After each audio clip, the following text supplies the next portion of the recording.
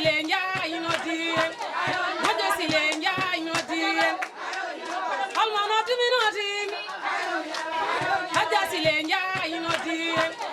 mojo silenja inoti alma noti minoti ya urimbe noti noti buleli noti yalara marakadi noti mari bari pula noti patu makase noti anna beli noti ogole mersa joine komina salam de noti onot salam de noti onot haja silenja inoti dondola musatulalam dondola musatulalam sojevi la muyorot ayo miti barod jala kajel jara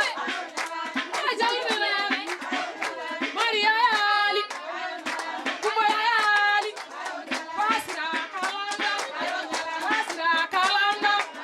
ayo miti torod jala umelewa mimiti torod kala nega molmonele jibise ko onele biasek mimi vi mosek gorgo pole jawbe vi mosek gorgo pole jawbe vi mosek sumi dobi de jatide kaja silay nage lamdonani kaja silay nage lamdonani lamdonati kam nodo yimi telefon soni njabo yimi kaja silay mimi vi manjay e dawda jabelare biya jayo mimi vi moja bandu hule jago medana bandu hule jago medana bandu amado yite galigam haruna ja mimi vi maja amaji bi serta abu saw jagu tungama abu saw jagu tungama mimi yapini jagu tungama mimi yapini kana ngama ngam jibi jago ndela jibi seko ndela kaja sile jaji mametana biya kaja yonyale jasna mangana le jawale mon biya kala ngala bare dara taw kuray jango ina belana sayu sa jagu tungama biya kala bare dara taw yani am yite galiga ya ali yite galiga maria ya nyale jam banu kumba yite galiga sama yite be on jarama ngabbir min do joni ko moƴƴo Sile Ndiaye woni Kaja Sile sen mbi Sile Ndiaye noon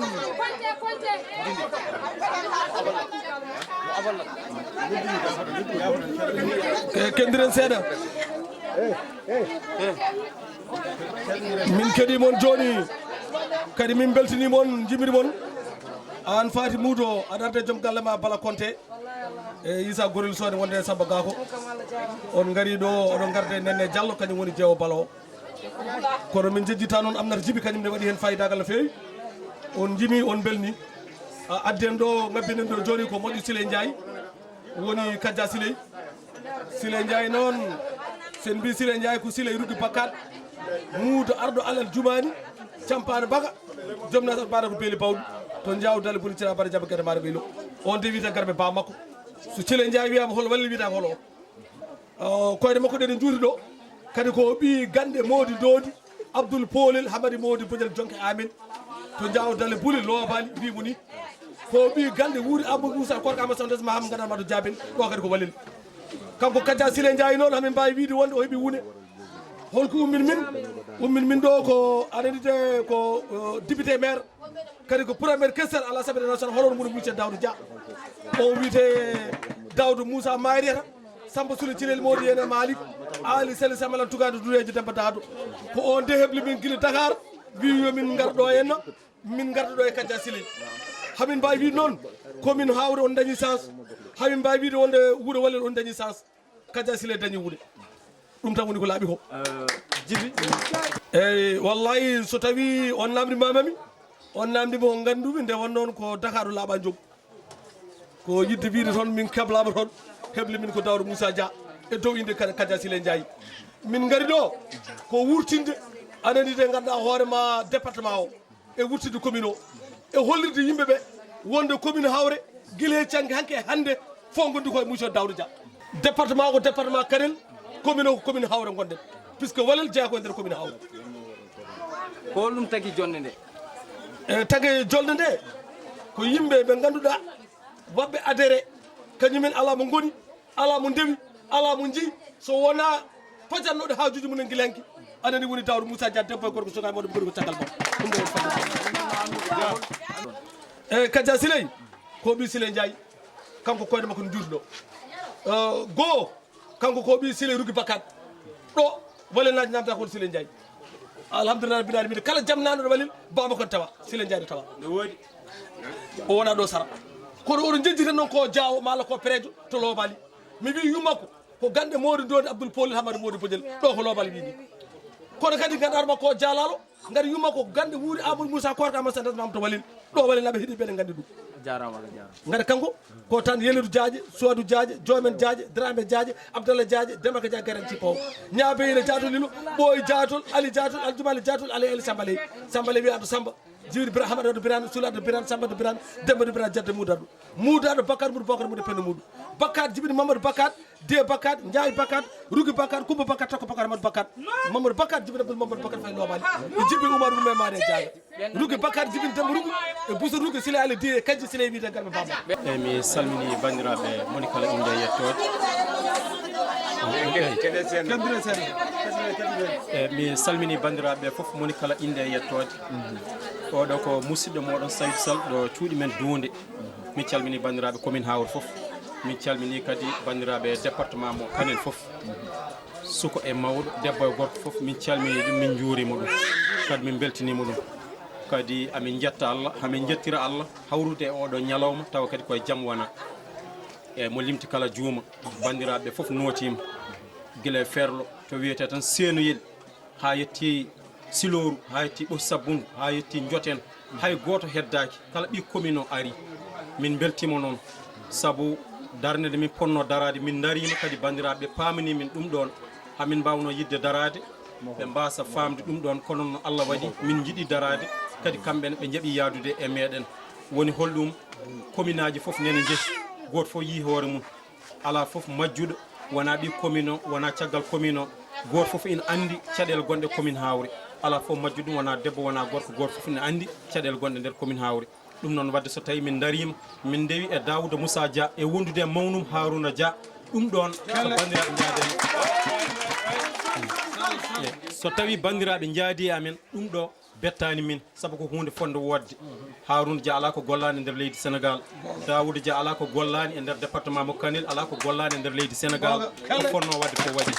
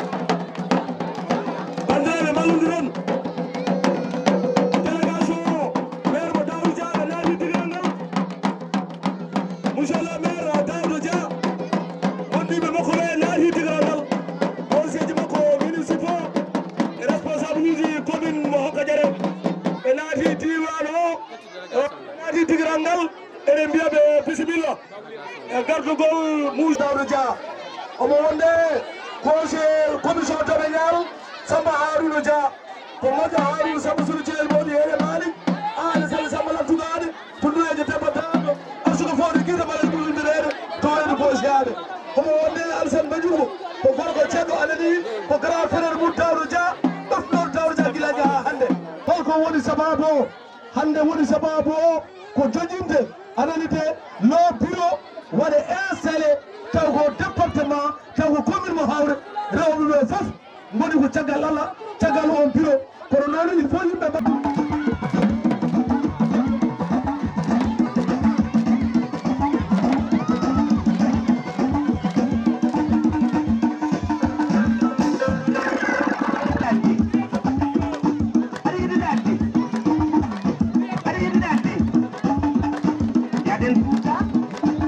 Allah jarama on jarama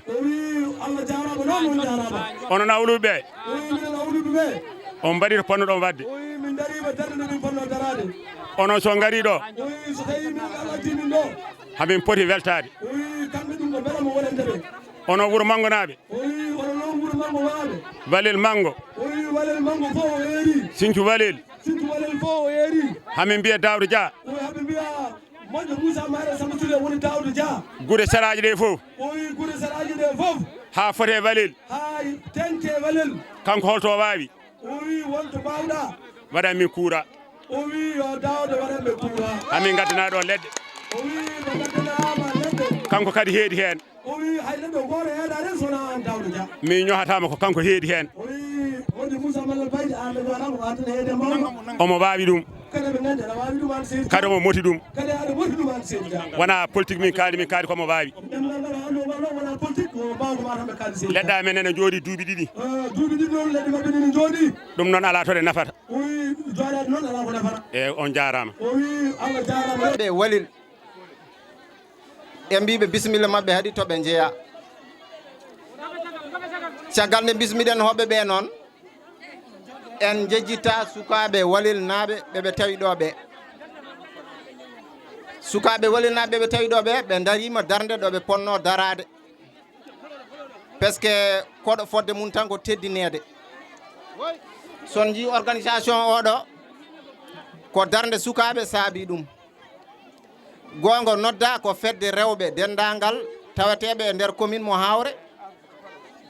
kono noon to debbo nodda fof gorko ene foti ɗon notade ko ɗum saabi noon worɓe ɓe darima hen golli hen fodde munen par ce que on jii ko dariɗo ko fof caggal ɗum noon en jejjita sababu darde darande ɗo nde sababu darde darande ɗo nde ko darde mouvement ɓamtare commune mo Hawre mouvement ɓamtare rewɓe mouvement ɓamtare worɓe ko darde daranode guila hanki taw hande arani sababu nde ɗon darde darade noon koko yiya e nder commune mo Hawre koko haalano hanki ko ɗum woni ko haaltete hande on beltanama noon fof min calmini le représentant de Daouda Moussa Dia grand frère Mbaye Mbeng un idole un référence du cuune moye topp ci ginnaw Daouda sa wona cuune tan a wawi rewde caggal Daouda il faut gona un grand leader un grand guerrier Kadia Sile Ndiaye a salminama an baɗɗo sababu oɗo ñalawma enen jiiɗa jurnade hen wonno won yahawe to woddi kono gueɗel gotel jiɗmi resnude on onon rewɓe dariɓe ɗo ɓe e worɓe commune Hawre koko ñawi ene woni hôpital ene foti safrede docteur muɗum noon wona hay goto docteur muɗum noon wona hay goto sowona onon jooɗiɓe ɗo ɓe onon goni wawɓe safrude docteur hôpital Hawre koko yonti hunde fof wiyete ko nde yonti nde kono gande le changement c'est maintenant ou jamais en tant que eɗen kawri koye gonga ko kalten ko koye ɓerde men ummi kala ko jiɗɗen changede eɗen mbawi changede par ce que jamanu ɓennino ɗo hay goto suusa darade ɗo ene wiyano waɗa changement commune Hawre en tant que abamdani e baba aguiɓen wawɓe wonde ɗo ɓe donc c'est l'heure d'affronter la réalité de combattre le changement taw koye kawral ɓerde goto e meɗen fof yejjita hoore mum kono yo siftor miskineɓe tampuɓe ɓe ñawɗo jiɗɗo safrade ene ronki jiɗɗo jogde ene ronki jiɗɗo dañde courant ene ronki le développement l'émergence à l'horizon 2035 wiya so tawi noon wiyama l'émergence à 2035 hande eɗen gone guure ɗe ngala o forage walla eɗen gone guure ɗe ngala courant walla ñawɓe men e poti safrade donki safrade walla eɗen jogui élève muji men donki janggude ha hande eɗen gone des cages ɗum ɗon il faut mettre fin à ça. Donc noon eɗen mbiya tan tinnoɗen mbasen diftade hakkillaji meɗen ɗi ken joom hakkillaji juɓɓuɗi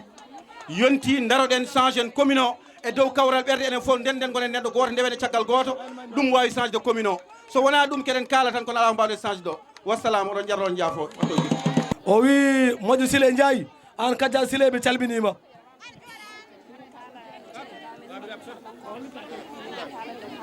o wi kadi ɓe calmini le représentant du maire de la commune Daouda Dia et sa délégation kono noon ɓe jiiɗi o yiɗi haalde seetan ko caɗele mabɓe kamɓe commune Hawre. o wi kamɓe ferlonkoɓe haɓe gandi noon kam commune Hawre hay batte harmeji jeeɗiɗi ala fof ko nafiɓe. o wi ɓe ngala courant ɓe ngala lawol ɓe ngala dispensaire hay réseau moƴƴo ɓe ngala. o wi ɗum ne kamɓe rewɓe sohroɓe koye danger tan ɓe goni nde won noon kala hen cowiɗi nawete koye saret. o wi commune Hawre kam haɓe nana tan ko commune kono ala fof ko meeɗi hebde commune he. o wi kamɓe de haɓe ñaagui ballal kadi Allah kadi ne seedi sinno commune Hawre ne changete no kamɓe de ɓe changente ɓe gummo Hawre toɓe jiiɗi fo ɓe nawe taw wona Hawre. eyyi Halima an wi kala bandiraɗo garɗo o salmini ɗum. o caggal noon yettude Allah e nelaɗo mum e yettude nene kadi e baaba. o wi sababu noon gaddomo ɗo o yetti ɗum. o yahan Kadia Sile Ndiaye o yettima. o wi rewɓe émergent commune Hawre onon fof o yetti on. o wi kadi onon fof ɗon ɗo jooɗi ça fait l'occasion. o wi guila siloɗo ha itti Walel. o wi ko heddi ko noon kanko Halima an o wi kanko hay batte o jundotako e ɗum ɗo. o wi puisque kala ko haalteno haalama o heddi tan ko yo yimɓe tinno yo nanggodir no feewi janggodir no feewi laɓɓina ɓerɗe ɗe ha laaɓa gono neɗɗo goto. o wi ko mbiye commune ko haɓe jiiɗi hebde gueɗal mabɓe kamɓe 37 village o haɓe jiiɗi hebde gueɗal mabɓe kamɓe rewɓe. o wi ɓe maayi ɓe tampi ɓe lorli yoɓe tinno ɓe ngala dispense uji toɓe jibini sukaɓe mabɓe kadi ñawi. o heddi noon kamɓe wonɓe dowɓe yoɓe tello less ɓe gara ɓe ƴeewaɓe. o wi ɓe ballaɓe ɓe balliraɓe kadi sibi Allah sibi yimɓe tampi. o wi commune o noon o wi kamɓe rewɓe haɓe jiiɗi yiide hen koye mabɓe. o wi kala to worɓe daari kamɓe ɓe daro sara ɗon ɓe kaɓe gueɗal mabɓe. salli alahuma samman a jarama seydama.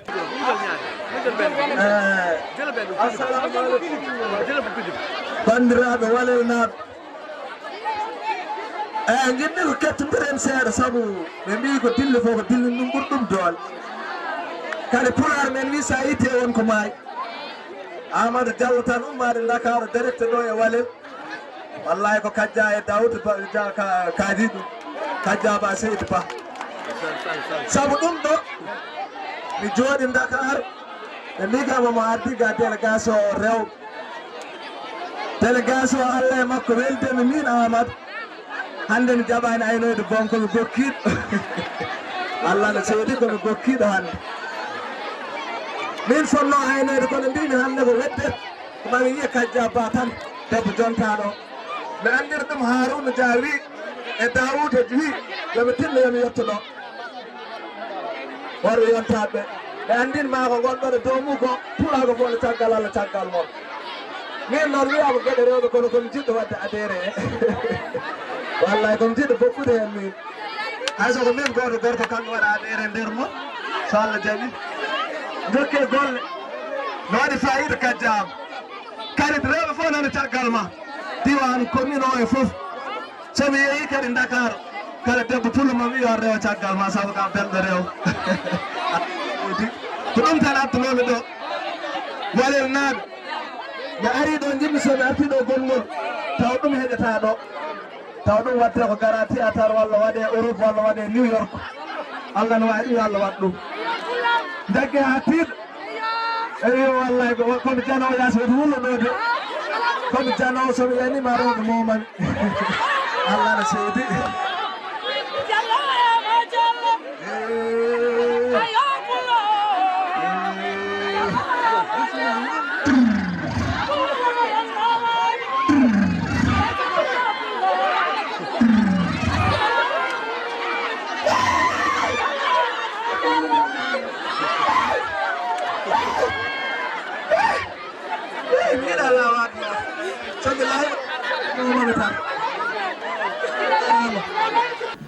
assalamu aleykum amin jiiɗi namdade ma debbo pullo jontaɗo inde e yettode Kadia Siley Ndiaye debbo mo Wolel. Kadia Siley Ndiaye debbo mo Wolel. Wolel ko commune wala ko département? Non, Kanel, ça fait partie de la commune de Khaouré, un village qui s'appelle Wolel, mais qui fait partie de la commune de Khaouré. amin jinno andude oɗo regroupement e oɗo ndeɗo darde holko saabi ɗum? Saabi ɗum ko rewɓe commune o ils ont su très tôt que ɓe tardino parce que y avait pas beaucoup de communication développement alano yimɓeɓe ganda ko jahata joni on a su ça, on s'est regroupé en GIE, on s'est regroupé en mouvement très tôt derrière le premier questeur Daouda Dia pour fondre goto fedde pour wawde daranade commune o parce qu'on est beaucoup en retard niveau ji fof kala to memda e commune Hawré ene muusi joni noon ɓeydino musde ɗum noon ko école aji galano ɓurno musde ɗum yimɓeɓe ko ɗanninoɓe babiraɓe gonno toon adana te babiraɓe le régime gonno ɗo funtanno ɗumen ɓe gandaɓe cuusa joni la nouvelle génération est venue min gummi min jaggotiri main dans la main et goto objectif pour vraiment wadde développer commune Hawré min mbaɗi fedde ɗum woni mouvement ɓamtare rewɓe émergent commune Hawré nde min mbaɗi fedde nde noon min mbi pourquoi pas département de Kanel région de Matam ala mo mbawɗa yiide gumminiɗo développement ko wona la famille Dia sa wi ɗum hakkille ma ara e Daouda Dia hakkille ma ara e Harouna Dia min gandi vraiment ils ont beaucoup fait e nder département de Kanel min jeeyi min mbaɗimo sollicité autant min guitti leader ni banggue min mbaɗimo sollicité en tant que femme de développement femme porteur de projet et il a su ça très tôt o jaaɓi yaade accompagne mude min la preuve en est que hande journée fo c'est lui qui a financé kanko waɗi foof vraiment pour hollude wonani commune makko mais ko ɗum tagiɓe kamɓe ummade ko yimɓeɓe ganduɗa ko développement tan ummini ɗumen eyyi hakkude men Daouda Dia ko addi ɗum ko somi wiɓe haala mi walanno mais briefing tan mo mbaɗami ko Kadia Siley yi Daouda yi famille Dia ko waɗata e région de Matam département de Kanel parce que Kadia Siley woni debbo mo ganda jibina ko Dakar mo wonno ko Dakar mais village natal ba mum ko Wolel joni noon ƴetti pièce d'identité mum ƴetti foof ruttine Wolel parce que yi vraiment ko muusi ɗum e wuuro mum ene muusi ala courant ala ndiyam ala poste de santé y a rien ni l'éducation yeehi noon waɗi feere yiili un acteur de développement il s'est trouvé pour tumen jimi Daouda Dia parce que histoire kollami mbanmi cuɓimi tawmi ko c'est l'homme qu'il faut à la place qu'il faut ko jinmi ko je l'ai trouvé mbanmi démarche ha mbaddami makko woni au biais de mon kalannoɗo joguinoɗo porte parole Djiby Seck jami vers makko c'est moi qui est parti vers Daouda Dia eyyi oɗon sababu addi ɗum ko dans la vie kala ko neɗɗo ne waɗa yo il faut waɗa structuré parce que somin gonino amin jogui fedde nde ko fedde rewɓe dariɓe suusɓe yiɗodirɓe kadi e gonga ene liggodira somin gontino min continue e on domaine tan amin mbawi dañoyde erreur te dans la vie kala ko jiiɗa waɗi ko ardiɓe e rewɓe hen mais il n'est pas dit le frère Aboukan comme je le dis le penseur no wirini Kadia Siley walla Alima natɓe groupe ɓe ko ɓen ɓuuri on walla ɓen ɓuuri on hakkilleji mais juste ko ɓenen mbawi heɗande on hakkude vraiment ko addete ko pour mbawen enen jokkidde gollal mais dans la main raison pour laquelle min gaddi des cartes membre amin jeeya so wonti an a soodi temedere mi soodi temedere ɗin poti andan vraiment enen foof fedde nde tagui en ummade ko ɗum tagui min mbaɗi un bureau o kadi ko pour janggo parce que dans la vie politique moƴƴani hande goto Alima exemple ene wawi somi mbaɗano bureau yaa fina tan not invité goto radio wiya au nom du mouvement min représente parce que min dañi on cas mais hande biro momin mbaɗi o ko wona Ramata Mamadou Diallo goɗɗo ala droit yaade wi komin arani fedde ɓamtare hande so affaire secrétariat ne haale ko wona alima an goɗɗo ala droit haalde donc ko ɗum tagui min mbaɗi bureau ngo min jii wuro ngo machallah no wayi hewde dag yimɓe noddede noto weeɓani kono 5 heures min jii baso heewi dag no gurduɗa e rewɓe wonɓe caggal ma e guiƴirama ha e nototoɓe ma e ko gandanɗa hoorema ko ɗum ɗon woni programme o ben c'est normal mais je trouve que c'est normal parce que to mbotu bamma dasa c'est normal kadi min ɗo mi wona ɗo koɗo garɗo vacances tan hande non ko base mo liggimi ko ɓooyi nenam ko ɗo jeeya babam ko ɗo jeeya nenam élève de lobali mais ko ɗo wonno famille makko fof nen ɗo kamɓe woni haalnoɓe babam aussi de même te mon père wona pour wasanade Allah wonko ligginoɗo e wuuro he